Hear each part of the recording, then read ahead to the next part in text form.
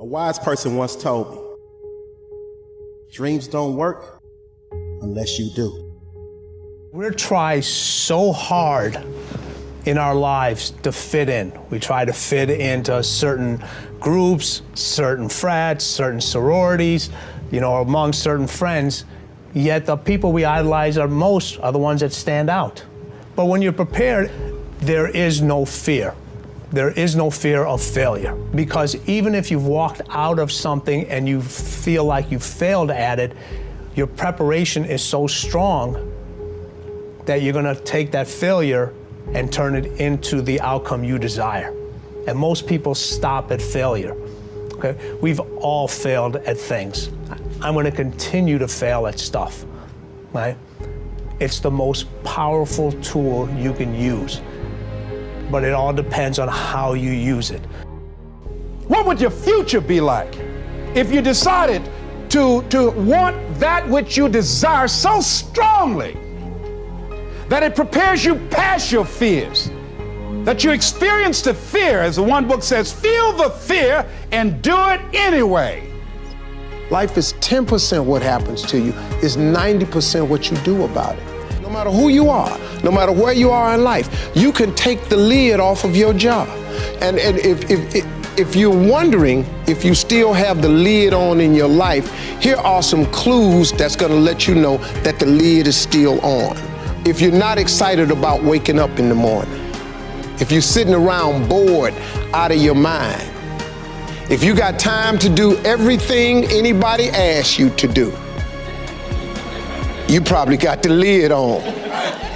If when you tell your dreams to all your friends, it makes sense to them, you got your lid on, man. Your dreams should not make sense to everybody. You gotta say something that make people go, how you gonna do that? That's when you got the lid off. And if I were you, I'd do that. I'd take the lid off. Makes sense to me, don't it? They're always gonna get ready to get set to get going. What we've gotta do is, boom, just like that, move into action. Every time you remember your dream, you're removing some dirt. You're digging it back out. The true mark of a champion is, even though some dirt gets thrown on your dream, instead of letting it get buried, you keep shaking it off. You keep moving forward. You keep looking for a new opportunity. You wouldn't be having that opposition if you didn't have something great in you. If your dream wasn't alive and on track, right on schedule to come to pass, you wouldn't have so many things coming against you. That dream is still alive. You may have tried a year ago, 5 years ago, or 40 years ago. Didn't work out. Nobody was there to help you. Go back and try again. This is your time. This is your moment. Your destiny is calling out to you. Can I tell you, your dream is not dead. It's just not in season. Your time is coming. Promotion is coming. Good breaks are coming. Promises you've been standing on. Dreams you've been praying about. Lack is not your destiny. Constantly struggling, barely getting by is not the end of your story. These light afflictions are for a moment. The adversity is temporary. The glory is eternal. Lord, I believe this is my year to get healthy and whole. This is my year to meet the people of my dreams. This is my year to go further in my career, to step into a new level of my destiny. This is my year to accomplish dreams, to break free from this depression. This is my year to meet the right people. This is my year to get healthy and whole. This is your year to see double. This is your year for vindication, for restoration, for new beginnings. Now get your mind going in the right direction.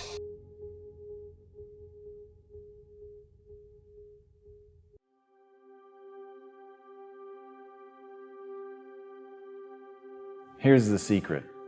The people that do the most with their lives, the people that seem the most self-assured, the ones that seem to embody confidence, the ones that seem to define confidence, they're the ones that had to face down the most fear. They simply didn't linger in it. Don't hate your competitors. Respect your competitors. Learn from him. I had a very important person in my life come to me and say, who's your hero? And I said, I don't know, I got to think about that. Give me a couple of weeks. I said, I thought about it. You know who it is? I said, it's me in 10 years. So I turned 25 10 years later. That same person comes to me and goes, so are you a hero? And I was like, not even close.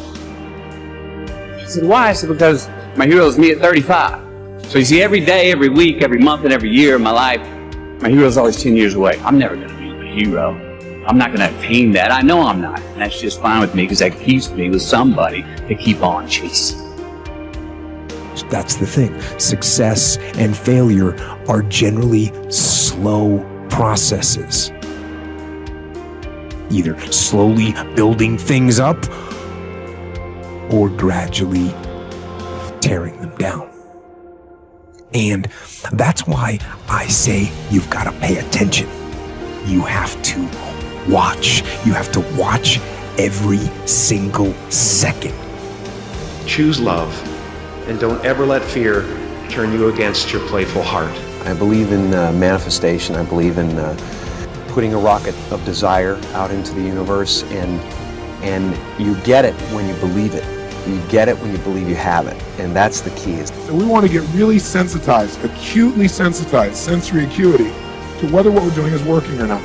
And by the way, sensory acuity is really the measure of a person's intelligence. What I mean by that is, how do we measure intelligence? Intelligence is a measure of the number and quality of distinctions you have in a given situation. You can handle this, you just haven't figured it out yet. It's all right, this is your training period. This is the tuition you have to pay for what you don't know. You can do this, other people have done it. It doesn't take an Einstein.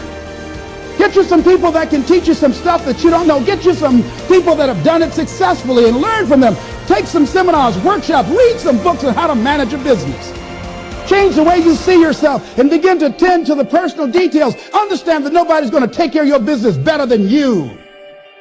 You will notice the most successful people in any field, they are usually the ones who have failed more than anybody else.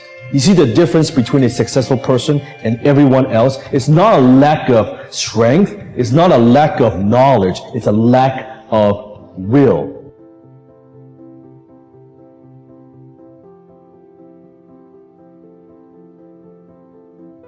You must experience what this life is totally, isn't it? Before you go, you must experience this. If you do experience that, then such questions will never arise in your mind, because that's not the way existence is. It's up to you. In a world where we're taught to look outside for answers, for a job that will make us happy, for money that will make us happy, the answer is within. We already have it. We already have the answer, but will we unleash it? Will we give it? Will we own it? Will we truly reinvent ourselves to become the people that we're capable of becoming?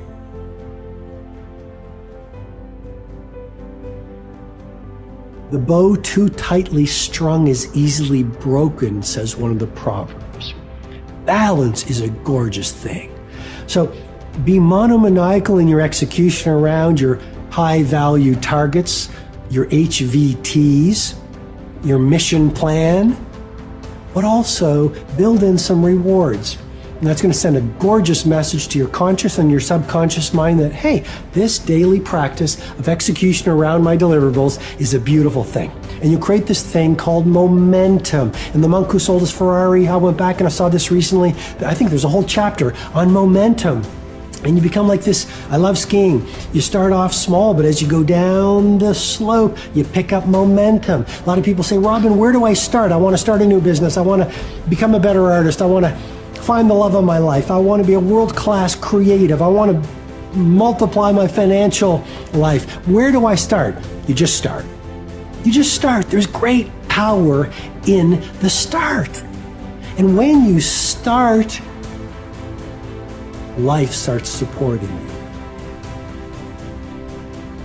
Well, God wants us all to be courageous, because He knows we'll face times in life and situations and circumstances that it takes more than just a desire, it takes courage. Many people operate on the basis of fear, on the basis of what other people think. We as believers should operate on the basis of courage. Courage to say no when we ought to say no. Courage to say yes when we should say yes. So what kind of courage do you have? Is yours sort of floating between depending on the situation? Or do you know the difference between right and wrong for your life? And you've made up your mind.